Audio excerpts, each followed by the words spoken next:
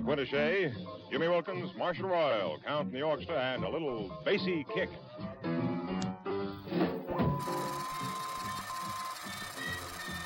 I love...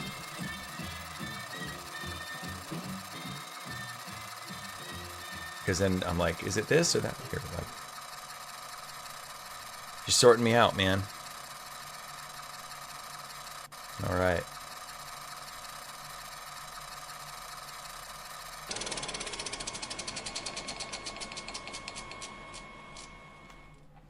All right, so I'm putting in a long day yesterday, and it's like 9 o'clock at night, and I didn't even have time to make, a good dinner. And so that, like, the cheesy dinners for us is like, oh, let's do charcuterie, because then we feel like we're doing something, but really, no, we just like sliced up a bunch of cheese and threw some fruit on a board, um, or we'll do breakfast, right? And so I made us a couple of French omelets and some country potatoes, and it was good and everything, but it's like just something you can do super quick, and you don't have to have a lot of expensive gear or anything. You just throw it together. So I'm sitting there eating way too late because I'm trying to work on all the rebranding stuff we got going on here, and I get a text or a ping from an old friend who's watching the podcast, and I'm just like, that is so cool. It's awesome when the people start to lean into the discussion here, because what we're talking about ultimately is not, daily devotional stuff. That's awesome. Do that stuff, right? But we're talking about how to sow unity in our faith that's divided. We have so many different denominations. We have all the things. And what if, there's only one Jesus, one God, one faith, one hope. And so it just bugs me that we just kind of go, ugh, that's too big of a problem. I'm going to turn away and not really worry about it, right? And so it's just, it's awesome.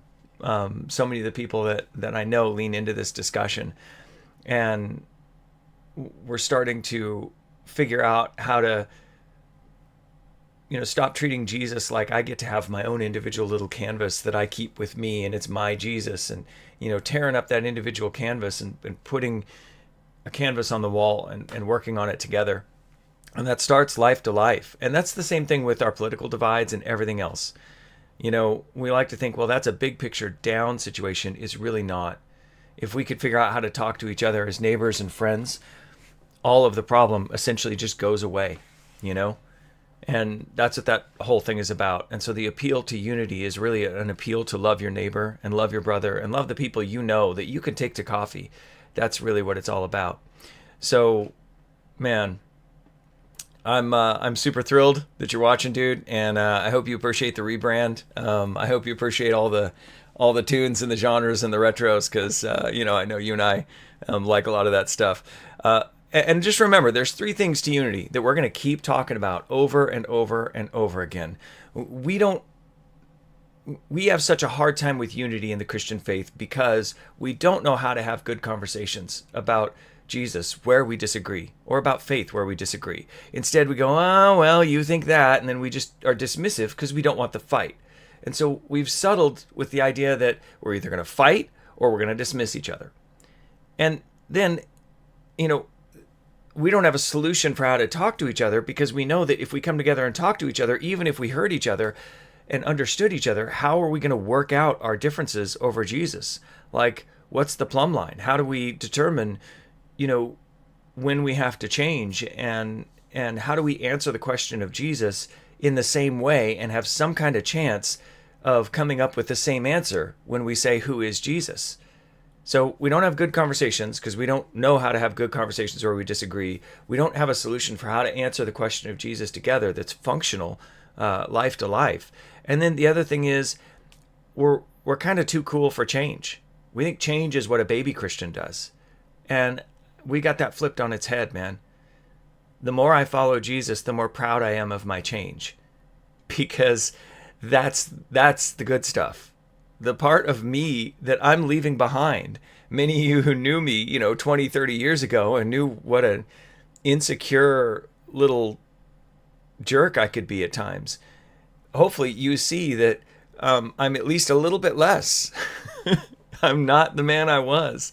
And that's not because of me. It's because of Christ in me and Jesus and his transformational work in my life. I hope that's what you're experiencing. But man, change is the evidence of champions here in the Christian faith, that we press on towards the prize, to live more like Jesus every day. So today I'm going to give you a controversy warning. All right. We're going to talk about something controversial, and we're going to talk about it. And look, it doesn't have to be a big thing, but I'm going to bring up something that is a comment about something that's happening in the socio-political world. And I'm going to talk about why it misses the mark in terms of inviting unity. All right. And, that's a pretty easy, it's low-hanging fruit. But I want to get into the semantics of why.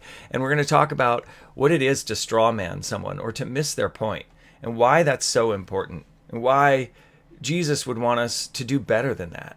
And, we can't do like Jesus if we've decided that we're too good to really understand what someone else thinks. That's just the way it is. So if we want unity, and if we want peace in our broken culture, what we really have to do is to be able to understand the best argument of those we disagree with. And that's how we're going to have unity. And I want more unity in following Jesus. That's what I do. I follow Jesus, and I want to follow Jesus with others. And that's what we're going to do today. We're just going to take another step together towards greater unity and following Jesus together.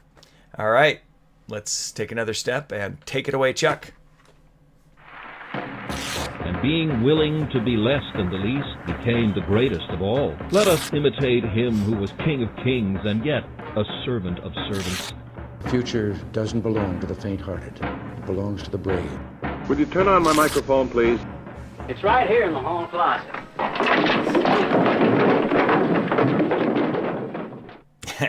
That's my hall closet, 100%. Anyone else? Look, why is it not like Jesus to strawman? Like, why wouldn't Jesus strawman someone? You guys all know what a strawman is, right? It's where, someone has a position, and instead of dealing with the strongest parts of their position, right? Like the strength of their argument, we kind of skirt around the edges, and we find things that may not even represent their position, but they're certainly not the strongest part of their position. And we treat those as if they're the pillars that they built their idea on. And because they're not, it's just like the straw man. It's just, the scarecrow you put up in the field. It's easy to knock down. It's easy to defeat. There's nothing to it because it's a stuffed shirt. It's like we if you've ever had someone do that to you, sometimes it can feel like they're using words that appear like they're trying to talk to you, but they're kind of looking over here at someone completely different that doesn't represent what you think or who you are. And it sucks, man. It's sorry if you got kids watching. I know the S word is big in the faith, and man, my language has come a long way since Jesus has got a hold of me. But but sometimes the SUCKS word still sneaks in there. All right, but look, I got a 6-year-old, so I'm like massively aware of that stuff. But that's what a straw man is, right? So why doesn't Jesus like straw man? What's the problem with it? Well, for one, it makes us, it makes us confident in our judgment of others. So we might not be seeing someone else or hearing their argument the way they are. We've predetermined they're wrong. And if we engage in the straw man, then we can build up our own self-confidence about our criticism of them. Well, certainly they're wrong because, see, I took the worst part of their idea and I decimated it. And so that makes me right. And it's lying to ourselves when we look in the mirror. I haven't really engaged in the full merits of their idea.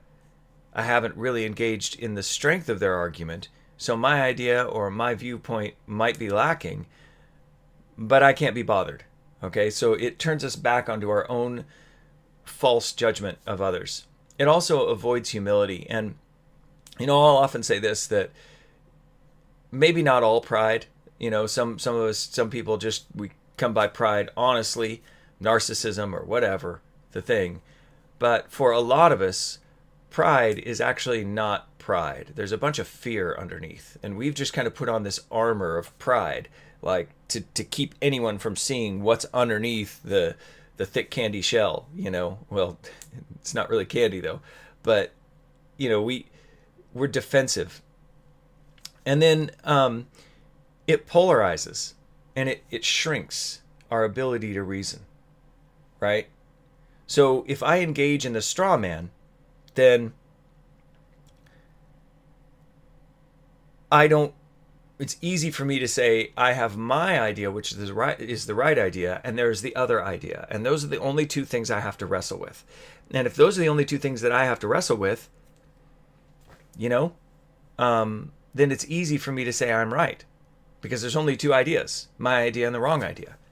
And that's what happens when we straw man, because then we can lump everything we disagree with onto the straw man and forget any nuance of position or any variance of position, any subtle disagreements or any strength of argument from anyone. And so, look, it makes us confident in our false judgment. It avoids humility, right? And just turns us right back into pride. And it polarizes or shrinks our ability to reason. It actually makes us closed-minded when we straw man.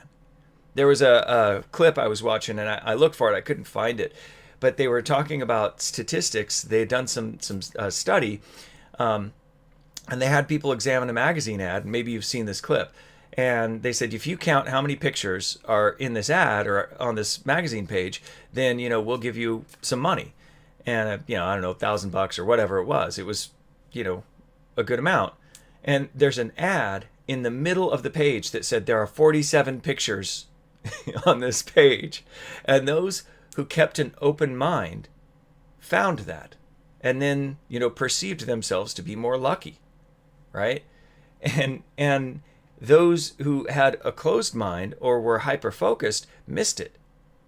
So when we become hyper-focused and when we shrink the options and when we look at binary situations, and we don't want to put it on a spectrum either, because a spectrum just affirms the binary. It's just a binary, it's a spectrum between two binaries. Instead, you want to let there be a plethora of ideas out there, and maybe some of them overlap, like circles on paper, that some of them are way out over here and some of them are overlapping, right? So we don't want to fall into that kind of binary mindset, because that binary mindset, it actually makes us small-minded. It makes us midwits, right? Not nitwits, but midwits, right? We're smart enough to be eloquent. We're smart enough to turn on the news, but we're not smart enough to really understand on a deep level the facts and the situation. Now, my concern as a Christian here, as a follower of Jesus, you will know the truth, and the truth will set you free. So whether or not I think something is right or wrong is the caboose of the engine that drives the train when I start to dig into conflict and situations where there's conflict. I'm first thinking about, okay, what are the verifiable facts underneath this, right? And facts don't really have opinions. They just are, right? Either I got out of bed this morning or I didn't, Whether I liked it, that's subjective, right? And I can tell you that. But no, I wanted to be in bed. No, I wanted to be with you. I take that back. No, I truly am really grateful to be here. Sorry, my chair, I need a new chair. First world problems. This really comfortable chair I have, it's just slightly off. So, yeah, thanks. Producer Snerdley. I could take his. I'll just ship it out from Kentucky. You gonna pay? Oh, gosh, man. A leather reclinable chair. Yeah, that's the issue. Where was I? Look, a bird. I am so grateful for you guys this morning. And that's the thing. We don't want to be small-minded. We don't want to be midwits. So I'm going to set this up here a little bit. I'm going to show this political comic. And I'm not going to tell you what you have to believe about things or what your opinion is. Now, I have an opinion, and you may, kind of read between the lines and pick up some nuance of my opinion as I talk. None of us are impartial. You know, but even if you do that, my point here is not to pick up and say, this is what you have to believe about this. What we're looking at is, what does this type of communication do? And also, I want to point out that I'm not upset by the satire, okay, or the jabs. Jabs and satire are fine. Jesus did jabs, he did satire, he did biting words. That's fine for us to engage in as Christians if we do it like Jesus. The one thing that Jesus didn't do is straw man his opponents. Like, at no point did Jesus stand there in the temple court or be talking to a Pharisee, a Sadducee, a scribe, or a general hater. And after he criticizes them, they say, but Jesus, that's not really what I think. Right? But that kind of misses the point of what I'm saying. No. At every point when Jesus used biting terms and harsh words and criticism and jabs and insults and hyperbole to cut to the quick of things, he never missed someone's argument. And so if we are going to use satire, if we're going to use that stuff, shouldn't we do it like Jesus? Or is it okay if we miss someone's position? So that's what we're going to talk about. It's not the opinion that I care about. It's not the use of satire. But what I care about is, how can we sow peace? And sometimes using a biting political comic or something like that, or a satire piece, sometimes that gets the point across. And it stinks, but sometimes that communicates. And when it hits us, we're like, ugh, and that kind of stung a little bit. But if we're intellectually honest, we'll see the truth of it. Where it fails is where we miss someone's point. And so before we get there too, I want to talk about, what is the difference between peace and dismissiveness? So we're going to bring up, I want to look at Corinthians here real quick. And in this passage in Corinthians, you've seen this, it talks about the ministry of reconciliation. And, you know, two passages here real quick. And one I probably should have brought up in the beginning. One of them, and this is, thank you, Bible Gateway, for daily encouragement from Max. Hey, Max, I appreciate you. But, all right. So, I used to read a lot of Max Lucado in my early 20s. Lucado, tomato, whatever it is. I appreciate the guy. He's a nice guy. I don't always agree with him, but I appreciate his heart.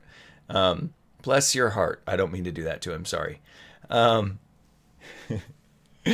Okay. 1 Corinthians 1:10. I appeal to you, brothers, by the name of our Lord Jesus Christ, that all of you agree, and there be no divisions among you, but that you be united in the same mind and the same judgment. We talked about Euodia and Syntyche last week from Philippians chapter 4, and we talked about that they agree in Christ and what that meant, that they be of the same mind and the same thought, that the word yoke fellows was used in the passage, that we're all pulling on the cart in the same direction. This is a process because we're imperfect. We're broken people. And so as God is transforming us and we notice where we disagree, it's up to us to be charitable to our brother and sister and lean in as much as it matters to them. That's the big key. And if we're going to have the same mind over Christ, when we realize we disagree about who Jesus is or what that means, we lean in and we show humility, right? And I always say humility, not grace, because, charity might be a better word. Be charitable to others' position. But grace it often implies that someone's wrong. I'm giving you grace because I'm right and you're wrong. And well, you'll get there eventually. Trust me, brother, it's in there. Put your hand on someone's shoulder, whatever. All right. But here's this whole passage at the end of 2 Corinthians. From now on, therefore, we regard no one according to the flesh, even though we once regarded Christ according to the flesh. We regard him thus no longer. Therefore, if anyone is in Christ, he is a new creation. The old has passed away. Behold, the new has come. And this is one of those paradoxes in Scripture because, like in Philippians 1:6, he who began a good work in you will carry it on to completion. That the idea is that God is reworking us and reshaping us. And we all know we're not perfect. So that's the truth. But then Paul also turns around and refers to us as new creations, believers as new. The new has come. All this is from God, who through Christ reconciled us to himself and gave us the ministry of reconciliation. That is, Christ was reconciling the world to himself, not counting their trespasses against them, and entrusting to us the message of reconciliation. And therefore we are ambassadors of Christ, and God making his appeal through us. If, and we implore you on behalf of Christ, be reconciled to God. For our sake, he made him to be sin who knew no sin, so that in him we might become the righteousness of God. I hesitated on whether or not I was going to read verse 21 because it's like, Paul has a great way of saying a lot with a few words. The point is, if we're going to reconcile to God, what did Jesus say was the summing up of the commandments? Love God with all your heart and love your neighbor as yourself. And if God is pursuing man and we're going to reconcile to God and tell our brother to pound sand, is that really reconciling to God? I don't think that's reconciling to God, to deny the heart of God and his love for others and say we're reconciling to God. And so the whole point of the ministry of reconciliation is that we are reconciling to God with others and reconciling others to ourselves and bearing one another's burden with love. That's kind of the point of this. So here's why if we want to make peace, if you want to be a peacemaker, then we have to figure out how do you make peace between two nations if you don't understand their interests? This is why it always bugs me, if they shame someone for talking to, a horrible foreign leader.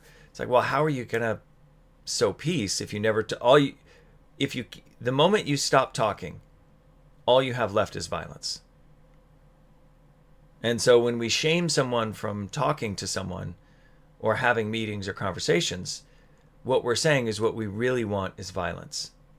And that's what I hate so much about a society that would say, don't talk about the things where you disagree. Because if you don't talk about them, you can't sow peace. And if you can't sow peace, eventually, that will turn to violence. And that's not what I want. Eventually, someone's going to cross that line of violence. So that's why conversations and understanding people is so, so important. And we've seen that happen throughout history in nations. When the conversation breaks down, things go south quick. All right, so just a reminder, I'm not going to try and take sides on this meme. My position might bleed through, but I'm going to try and handle this stuff so that we can focus on the life-to-life aspect of it, that we can focus on how we can have conversations in person and be willing to. If we're not willing to rethink our position, we have no business engaging in a conversation, right? That is the very nature of authoritarianism. And authoritarianism starts with an individual. It starts with me saying I'm better than you. I can't hear you, or I can't understand you. And yet we do that in our churches often. And it's sad because it's the very dissent that the whole Protestant movement had and the Reformers had against the idea of the Catholic Church, that you get to be right because you're in charge. Well, that doesn't seem to make sense. Shouldn't we sola scriptura? And that's where that argument of Bible only comes from. All right, well, look, let's take a look at this meme. Don't be shocked. I know that was a ton of preamble to get into it, but let's have a look here and see what's going on. Sorry. Go ahead, Producer Rob. I'm pushing buttons when I shouldn't be pushing buttons. So that's that's what happens when you have two steering wheels in a car, right? That's why they don't let adults drive those driver's ed cars with the two steering wheels. It just goes wrong.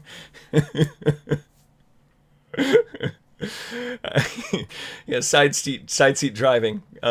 It gets a whole new name there. Okay, so look, here's the meme, and again, I have no objection to the satire at all, and especially because these people who are in the meme are public figures, and they have put themselves out there in the public, so it's fair enough to contemplate on them. But let's just walk through the meme and see if we can understand what the person who put this together is saying. And this is from @vvibes818, VV whatever. You can see at the bottom right there. This is a Christian nation, says Franklin Graham in the top panel, and Doug Wilson, bring God back into the public sphere. And then you've got, I'm guessing that's 700 Club. I don't really watch him. Is that Pat? Is that guy's name Pat? Pat Roberts. Yeah. Robertson. Okay, yeah. Yeah, I don't know those guys. I have no idea what their position on anything really is. But fighting Iran is a holy war. So I don't know. And then you've got the Trump administration, and you've got Hegseth in Crusader robes, which then again, there's a whole bit of... Go ahead. Yeah, you're saying... I'm sorry, I had producer Snurdly's mic off, so he's on here. And yeah, pretty cool look, right? I mean, whatever, but my kid would look at that and go, "Oh, cool, who's the knight?" Exactly. But it kind of misses the Crusades in some point, but I'm not going to get sidetracked on the history of that. We all know the trope of the Crusades.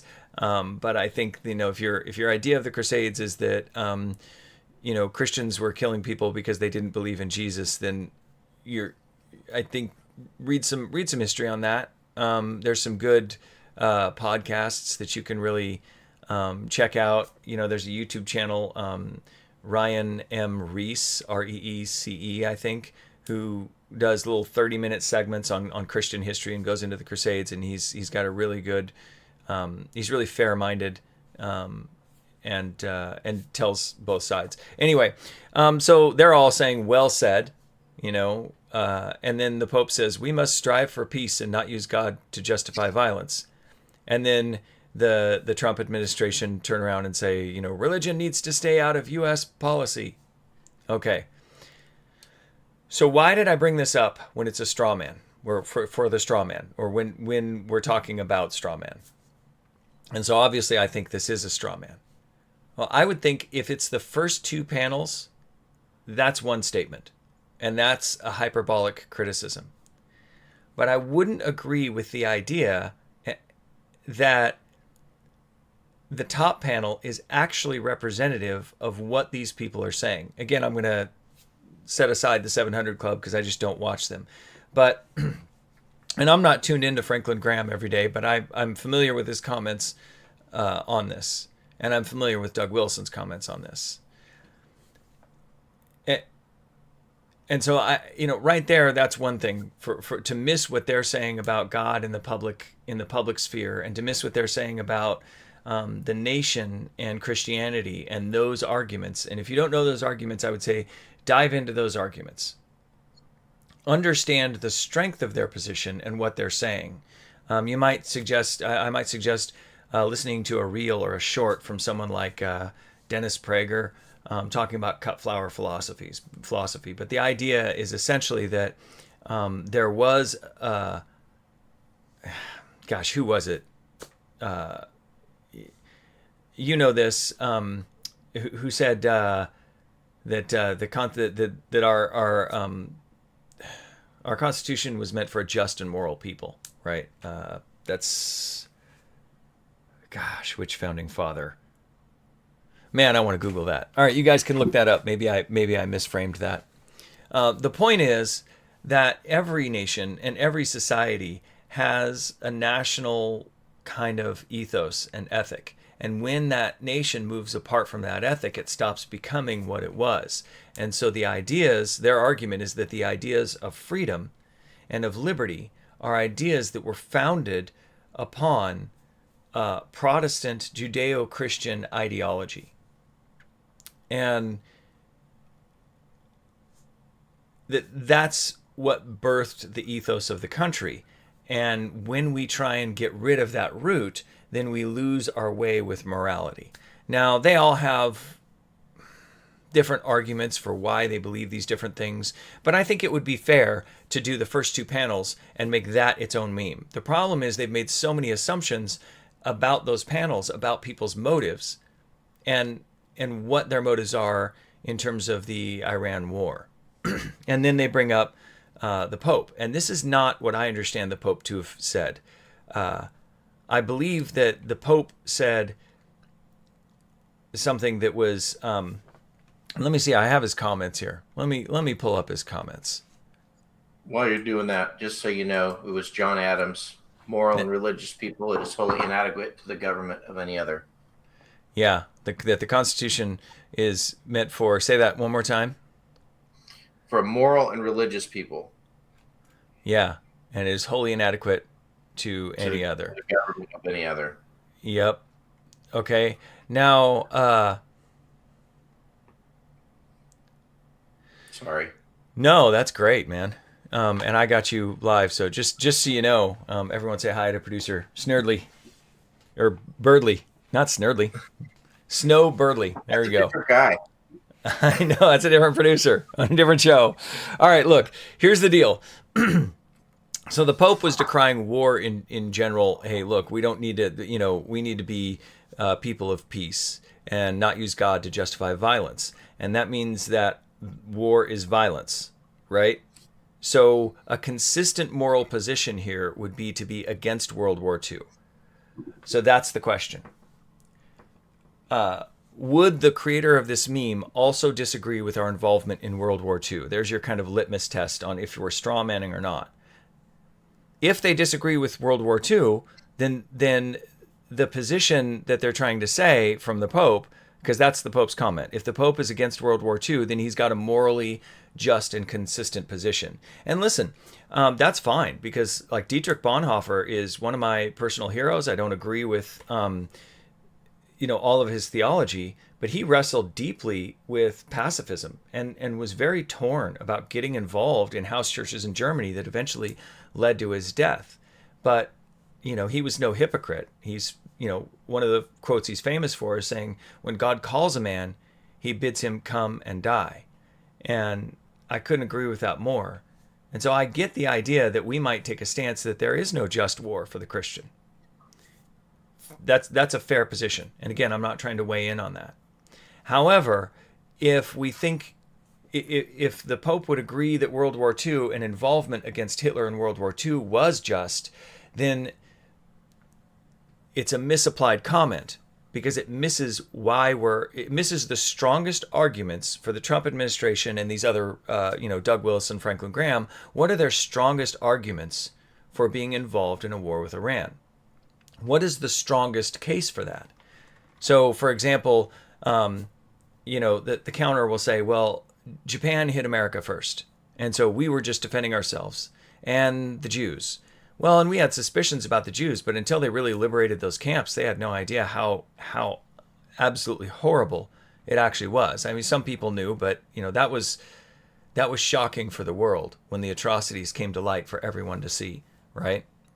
But here's the thing: there's decades of Iran shouting "Death to America."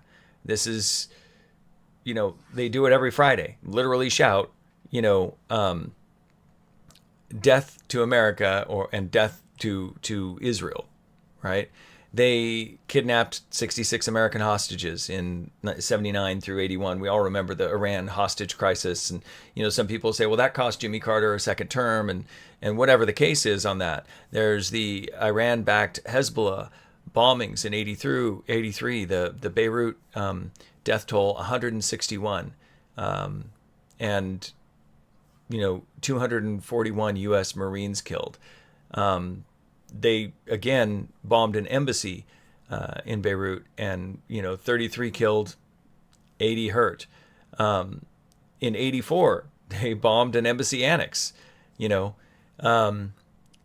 Iran-linked Khobar Towers bombing, 19 U.S. airmen killed. That was 1996. And in 2000s, during the Iraq War, Iran wasn't silent. They were actually using EFPs and via militias to kill American troops, right?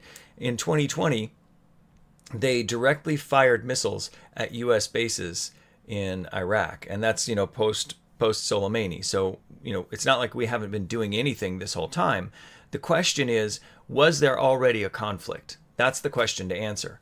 If there was already a conflict, and we do believe that there are just wars, and if the uranium situation is the way that it is, if those are the cases, then the premise is it's just, right? And so to miss that argument that there might be a just cause for this, and just to assume that there's no just cause. So you see how I'm saying it's like three different memes going on, all shoved into one. That's why it becomes a straw man. So if they broke that out and just tried to criticize the justness of this war, that would be one thing.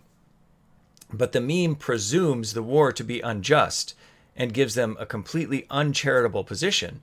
And then it assumes, like I think that the people who would probably like this meme would probably agree that our involvement in World War II was okay.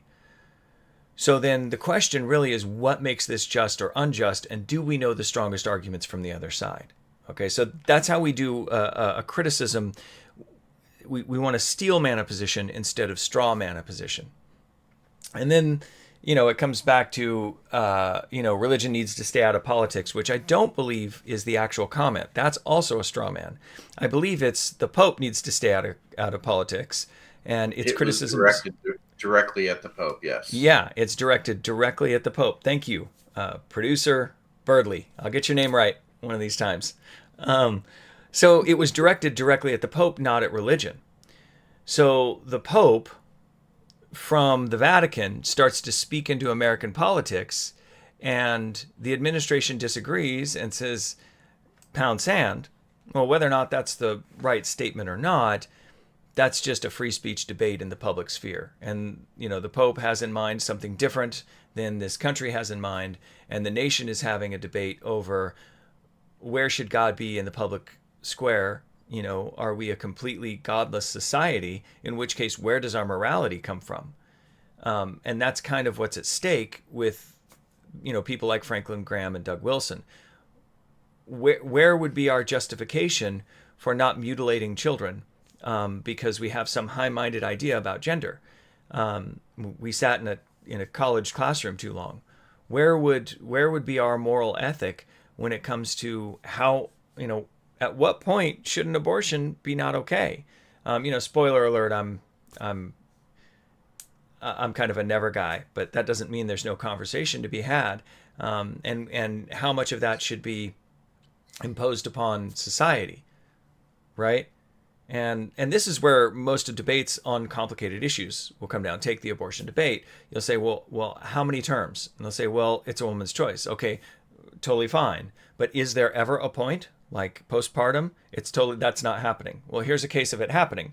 Well, and so the argument becomes circular because we want to sloganize the argument and misrepresent the strongest case from the other side. And I could flip that on its head. And I could, as someone who's generally has a conservative position on that issue, I could come to understand the problem of the state saying, here is a rule about something that is in the medical sphere, right? That would upset a lot of libertarian ideology, right? Hey, we're going to make this rule on abortion. Well, that's in the medical sphere. And I can go and empathize with that position, and I can hear and I can understand.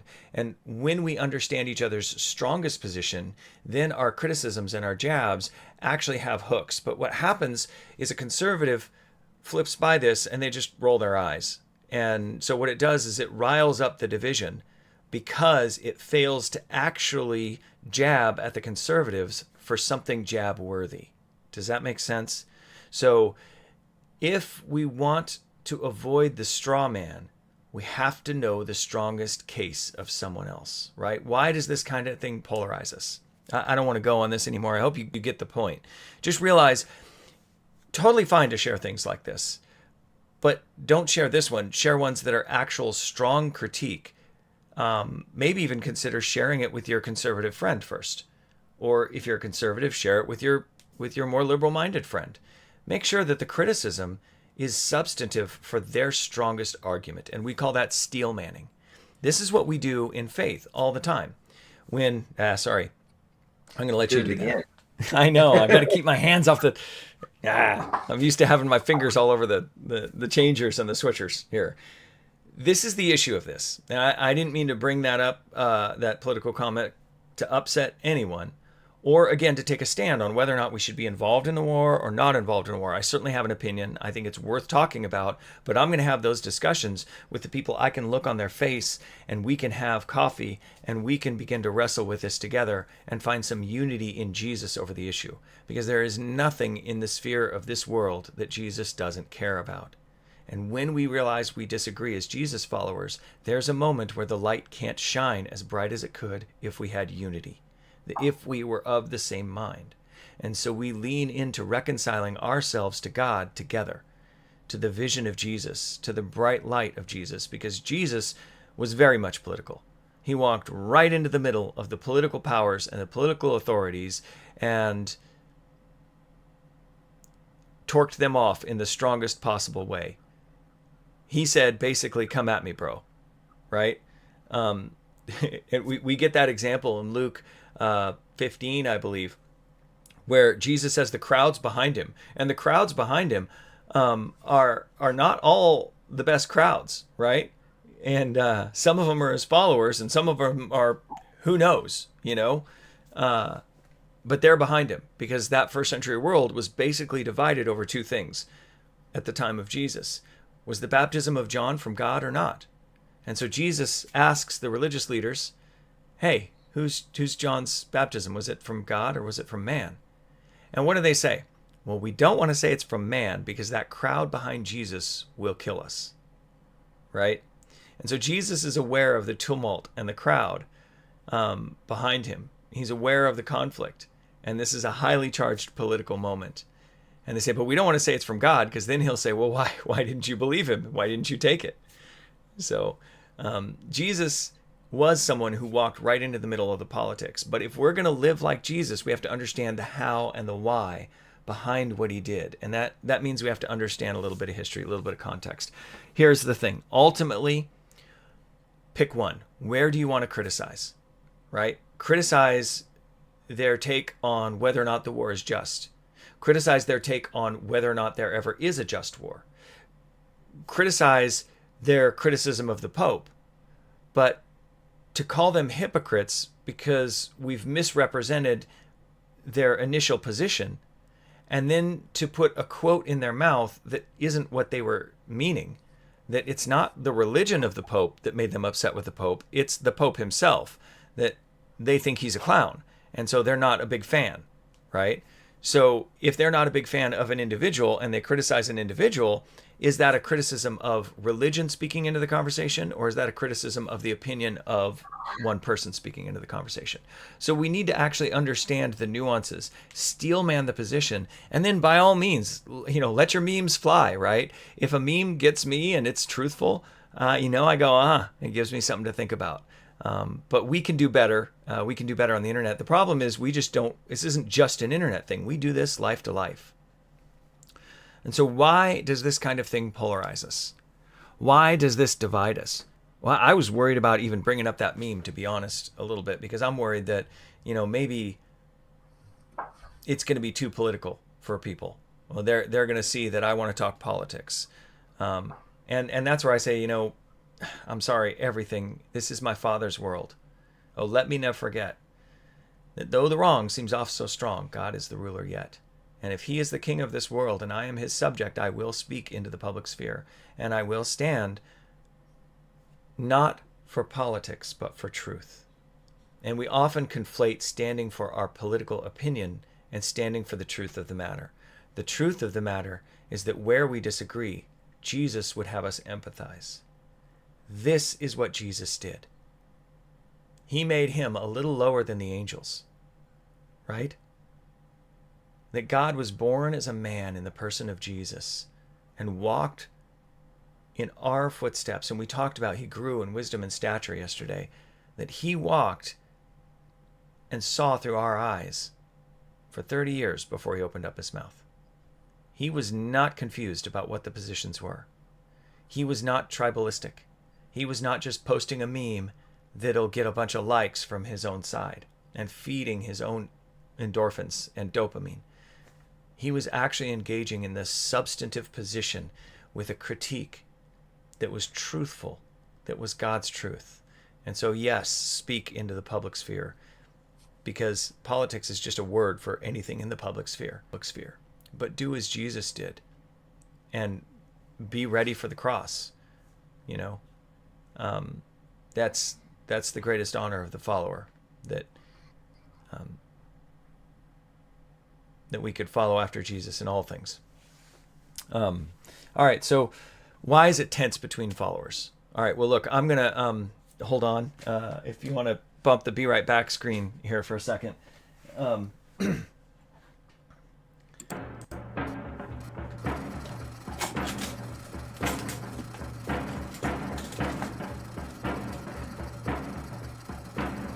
right. And I'm back. Okay, and my guitar's out of tune. And I need to clean my fretboard. And I need to get the thing refretted. All right, and ooh, that's pretty bad, isn't it? All right, but here's the thing. We're going to talk about being out of tune. This is why it gets so bad. See, the thing is, when two strings are out of tune, and they're really close to being out of tune, it's really tense. When they're far out, it's not so bad. Okay, that sounds bad, but it's not as tense as when those two strings start to get really close in pitch. And when they're right there, that's so tense. But if we keep tuning past the tension, then we find our unity. Whew. I need to... I know. All right. That's the thing with tuning our lives. I hear you, you hear me, and here we sit in consideration of each other. And it gets really tense. The greatest tension is when we're not really far apart. And, you know, if you think about it, when I talk to someone who doesn't even believe in Jesus, we're not fighting over baptism, right? We're not having a debate over free will or eschatology or whether or not Jesus would side with this or that politic. You know, it's a relatively peaceful conversation. And if we bring up Jesus, it tends to be relatively peaceful. But it's where we start to get really close but different. That's where things start to break down and get really tense. Why? Why does it get tense like that? Because we don't have a tuner. And when we need a tuning pitch, because the only other situation is to say, you have to tune your life to my position, or I have to tune my life to your position. That's not right. We should be tuning our life to God together. So we need that tuning pitch. And when we have that tension, instead of leaning in, it repels us.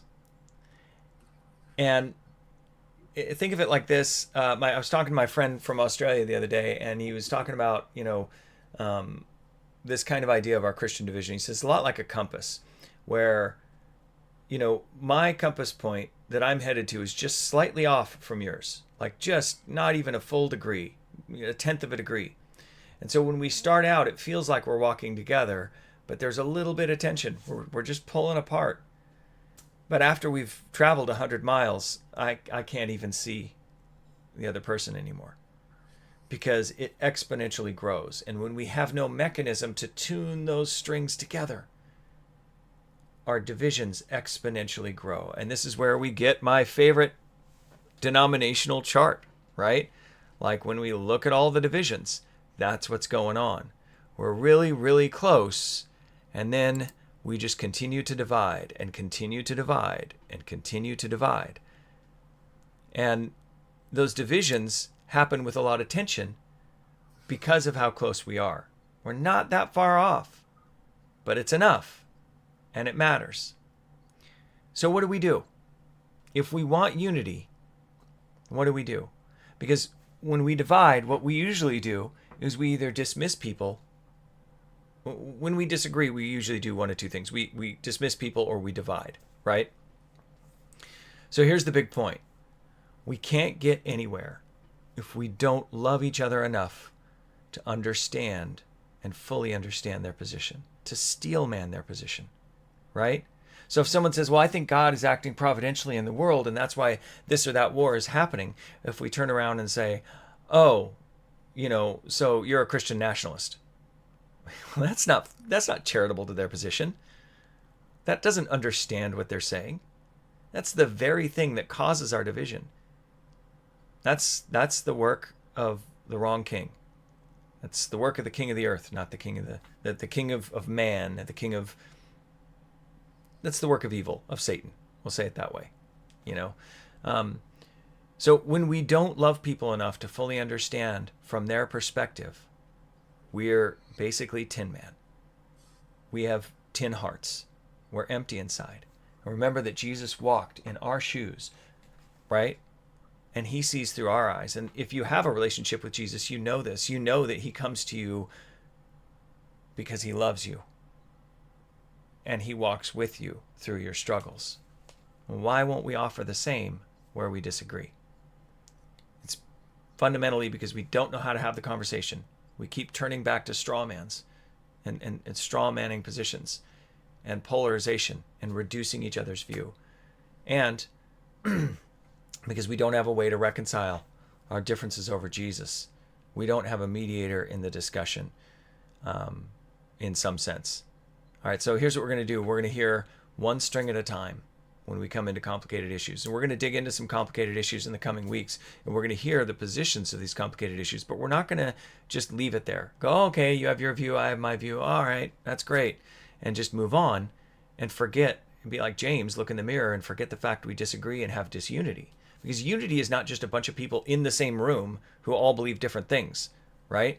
None of us would call it like unity, if we got all of the various news organizations from the political right and left and put them in the same room and said, all right, you're all Americans, right?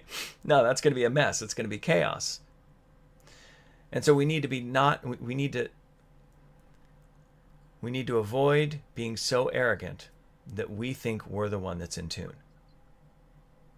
Willing to change. That's the heart behind it all. That's the heart of the follower. All right, just all of this is pointless without a tuner. And so I want to leave you with one analogy, and then we'll kind of wrap up the day. A little bit of a longer episode, but all of this is pointless without a tuner. If we're just trying to tune strings to each other, which string gets turned? Which string gets adjusted? Who gets to have the concert pitch? I remember my first time I went to an orchestra, and man, I went with someone, they got us great tickets. And we're like, perfect. We're eye level with the orchestra, down in the bottom, just halfway up. It was just, and the sound just coming right at you. And so, it's like that white noise kind of thing, pink noise, whatever they call it, where, there's a bunch of, murmuring and talking. And this was Shostakovich's 10th Symphony, I believe. And Vladimir Ashkenazy, if you're a nerd, was conducting. And Berlin Philharmonic, it was incredible. But before the whole thing starts, out walks the band and all the musicians, and they're, playing their different notes, and it starts to get noisy. And then the principal violinist stands up. He's the, first chair, and he plays a single note, right across his violin. And all of a sudden, all of the other instruments start playing notes, and they start trying to match that pitch. They all were tuning to the principal violinist. They all were tuning to the lead in the orchestra. And so we need to tune our lives to Jesus. When we realize we're trying to play the same song, there's only been one song that's ever been played throughout creation, and that's the Father's song. And we're trying to play that song together, and we're not playing the same notes. We're not looking at the same place on the page, or we're out of tune from each other. We need to stop and return to the principal pitch in our orchestra, which is the life of Jesus. That God speaks our unity through the person of Jesus, right? So should we go to war with Iran? Should we not go to war with Iran? Are some wars okay, but this war's not okay? What is the principal note of Jesus? And how do we do more than throw Bible verses at each other and judge each other and strawman our positions? How do we hear the strongest position from our brother or sister in a charitable way, in a life-to-life way, instead of just calling out a straw man over the internet? Here's the thing. We can't tune up if we straw man someone. It is impossible to tune to the life of Jesus by doing something Jesus wouldn't do. We can't tune our lives to Jesus if we straw man someone's position. Doesn't work. Basically, what we're announcing is saying, I'm out of tune. I'm not like Jesus. Jesus never strawmanned anyone. So by all means, jabs, criticisms, humor, political comments, comics, they're all fair game. But when we do it, before you post, maybe look at the issues and then maybe consider going and listening to a podcast from that political party or social group and hearing and coming to really understand their strongest position, and then asking yourself, am I showing them the love that Jesus would show them? Does this actually criticize what they think? Or does this criticize something that I'm telling them they think that isn't really exactly what they think, right? And so we keep leaning in. I am a firm believer that the revelation of our interpersonal disagreements in our lives is the work of the Holy Spirit among us, calling us to greater unity by leaning into these discussions. So keep leaning in and keep leaning into your disagreements. And remember, God's got this. It doesn't have to be terrible. It doesn't have to be a fight. It doesn't have to be dismissive. All we have to do is value the other person greater than ourselves. All we have to do is be willing to hear things that we don't agree with.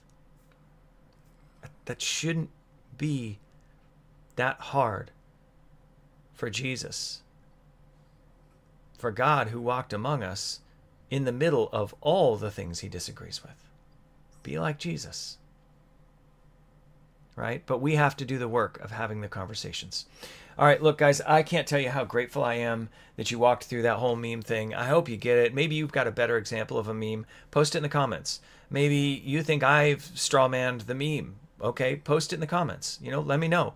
Or if you know me, take me to coffee. Hit me up on social media. We've got all the socials. I'm at X, at Take Up Your Cross. Facebook, a Jesus Followers Podcast. Instagram, a Jesus Followers Podcast. Rumble, Jesus Follower Podcast, I believe. And YouTube is Jesus Follower Channel. So hit me up on any of those. Leave a comment on any of those. Like, subscribe, do all the things, because we're a podcast and whatever. But look, the heart that I'm really grateful that you'd be here, because my heart is that we have unity in Jesus, and we don't get unity cheaply. We don't get to say we have unity and not actually come to understand our brother or our sister. And tomorrow we're going to look at how we can actually come to the same mind on some of these issues. What could be our tuning? What can we practically use day to day to lean into and to tune our lives together so that where we disagree, we have some kind of a chance of not just hearing each other, but moving past that and coming to the same mind about who Jesus is. So you don't want to miss tomorrow. God, man, I hope nobody felt judged or strawmanned by my criticism of strawmen. But help us better understand each other. Help us be people who sow peace through engaging in the conflict instead of turning away and leaving people dismissed and frustrated and feeling like they have no voice but to post their hate online. Help us connect, change our hearts and change our minds, and make us more like you so that we can shine a greater light, so that there's more that we're nodding our head yes about in Jesus' name. Amen. Guys, thank you so much for being here. Truly, my hope is that the light of Jesus would shine on your path today as you go about your day, and that you would find opportunities for greater unity and love. All right, we'll see you tomorrow.